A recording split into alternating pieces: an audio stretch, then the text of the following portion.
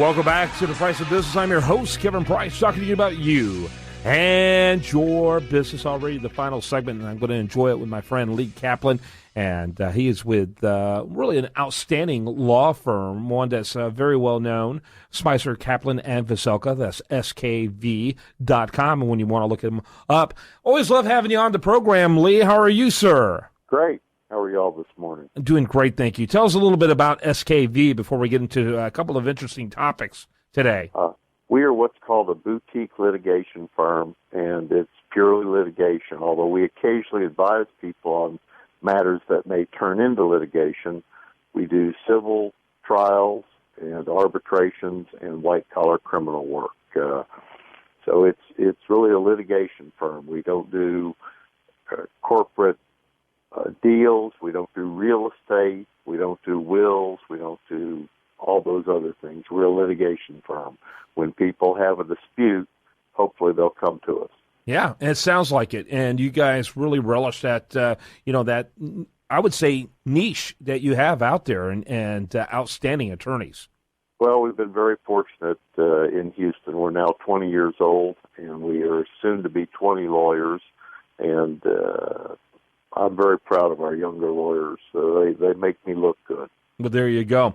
Speaking of looking good, or not so good in this case, is Hillary Clinton with her email problem, which is becoming extraordinary. When you look at what happened to Petraeus, where, he ended up, I guess in the end got convicted of a misdemeanor in the end. But what she has done apparently is many times worse. It's the highest level of information that she conveyed, whereas his was more low-level information for what they can document. And you're talking about a person who says, I really can't handle more than one email. That's essentially what her primary defense was. Otherwise, she couldn't handle a personal and a business one. Yet we should think she's competent enough to be president of the United States. I tell you, this seems very problematic to me. Well, I guess I would say that stupidity does not know any party boundaries. This is true. And the way this has been handled or mishandled from start to finish is surprising. It's surprising to me that once the Obama administration had these regulations about the handling of official business, and those regulations were not designed so much to protect security as to always have records so that there would not be these kinds of disputes. This has morphed into something larger than I guess anyone ever imagined. But what I find so fascinating is Hillary Clinton saying to the press, nobody ever talks to me about this except you. Well, no wonder. Her circle of aides and supporters obviously doesn't have anybody who ever says, boss, this is a bad idea. Don't do it. I mean, to me, this is like the BP debacle when the CEO said, I'd like to, go to my yacht race or whatever. There was nobody around to say, when the shrimpers are beached because of your company's oil spill, you cannot go watch a yacht race. You can't do it. And this is the same kind of thing. Nobody ever said, we've got these regulations. We've got to abide by them. And then when this came out, wiping everything on the server that she decided personally was a private email, that's a showstopper. It's just dumb. Yeah, absolutely ridiculous. And in other words, she's both tone deaf and obviously disconnected and has insulated herself with nothing but yes people. Well, that's right. And I don't know how this will unfold, but and I don't know that what Petraeus did was worse or not worse, but clearly the DOJ decided that it was sufficient that they took a plea from him. And I can't imagine that there is no one in the Department of Justice and the FBI interested in pursuing this to the end. I expect there are plenty of people who are. And I expect that the president is sufficiently angry about this that he's going to keep his hands off. Yeah, absolutely. What I understand is that Petraeus, there's 3 levels. There's top secret, and I forgot what the 3rd level is. He did the 3rd level. She sent at least 2 emails in the top level. So that's why they're thinking, how in the world does she avoid an indictment? But, how does she avoid jail time? I mean, it looks really, really bad when you get down to it. Well, I guess what I would say is the Secretary of State receives all kinds of messages and cannot control incoming messages regardless. And people who sent the Secretary of State messages undoubtedly did not all know that she had some private email server. So they had to be free to communicate with the Secretary of State about the most sensitive matters affecting the country.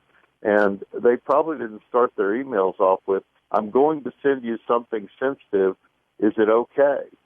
You communicate with the Secretary of State to get things done, and you have the right to expect, if you're a government official, that the Secretary of State has email facilities that are secure. I mean, it's just nonsensical. There's nothing about this that I understand, and it just seems that every weapon in her arsenal has been utilized to shoot herself in the backside. Mm-hmm. And I don't know how long this will continue, but it's disheartening when a cabinet official is this cavalier about protecting things in this day and age. And imagining her being in the Oval Office, to me, that makes me frightened. And I think she has a style, referring to Dukes of Hazzard, but kind of the boss hog style that somehow she can operate under different rules than everyone else. And I think part of the Donald Trump phenomenon, God help us all, is the fact that we're all tired. The American people are tired of being treated that way by a government with a lack of transparency. And I'm not saying he's transparent; he just seems to come across that way. I think there's a style that she carries with her, that her husband carried with him, that probably isn't going to work in the 21st century. At least not at this point in it. Yeah, well, who knows what's going to happen, but as I say, stupidity knows no party boundaries. Yeah. And some of the things that the Republican candidates have said lately are just mind-boggling. So, and that's why Trump can flourish, because he really doesn't care what he says. The rest of them seem to care what they say, except they trip over their own feet all the time. So, who knows how long this will go on. And whether it'll affect us locally in Houston, I don't know, other than who our next president will be. Yeah, Trump has said stuff that any other presidential candidate would find career-ending. Well, it's wow. And he's done stuff, too. Yes. Oh, yes. And there'll be more vetting as we go along, as you well know. Talk a little bit about the HERO, the Houston Equal Rights Amendment status. What's happening with that? Well, once again, it's one of these things that you kind of shake your head at how it's been mishandled. The statute or the ordinance is not that unclear. And if, in fact, there's a referendum, the referendum has to be whether to enact the ordinance. And the mayor and her circle of supporters instead worded the referendum the other way, which is, do you think we should not have an ordinance or that it should be repealed? And the Texas Supreme Court, which cannot be accused, I'm sure, of being friendly to a Democratic mayor such as Anise Parker, put out a unanimous opinion saying, no, you got it backwards. The wording of the referendum is incorrect, and we'll have to ask the voters whether they approve having an anti-discrimination ordinance. Now, apparently this whole debate is going to be about bathrooms, which is probably the least important aspect of the debate. The real question, I'm sure, is whether or not various employers in Houston are going to be accused of having discriminated. And we'll have more litigation, for good or ill, if the referendum is passed. And I honestly have no way to handicap what's going to happen on that vote. I understand that from, I think, the Chronicle this morning, that the opponents of the ordinance have just put out $100,000 worth of ads talking about people of the opposite sex, transgendered people coming into bathrooms, and I expect that's where the debate is going to lie. Yep, I think you're absolutely right. Money goes a long way, doesn't it? Well, I don't know who's going to have more money for this.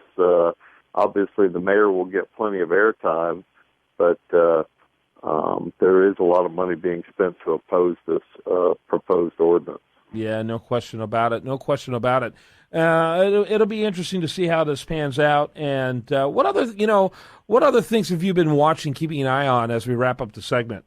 Well, there are two things to look at that have, I think I've mentioned in passing in the past. Number one is the Department of Labor has put out some new rules on who is an employee and who is a contractor. You know, many businesses seek not to have employees, but to have outside contractors performing certain business functions. And the Department of Labor thinks that's gone too far. They've got some new regulations. I'm sure they're fairly complicated, but the result is going to be that more people are going to be classified as employees, and thus their employers will have various responsibilities for compliance. The second thing is security. I think I mentioned in the past how some of these large companies have been sued over data breaches.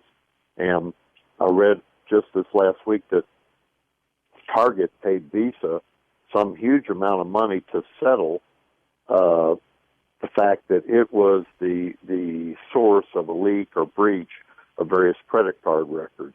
I think that's going to reach down into many smaller employers because so many companies do business on credit and have various kinds of confidential information of their customers.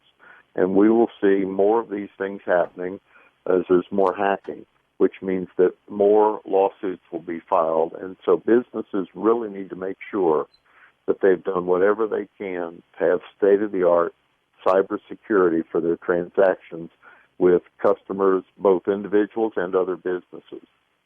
Very good information, always practical there. I appreciate that at the end. I love that, and as well as your fresh look at what's happening with the law. Lee Kaplan with Spicer, Kaplan, and Veselka, the law firm, skv.com. Thanks so much, sir. Thank you. When we come back, much more for you on tomorrow's program. We want to remind you the show continues 24/7 at priceofbusiness.com. Best content here found over there at usdatareview.com. Like them both. Follow them on Twitter. Have a great day.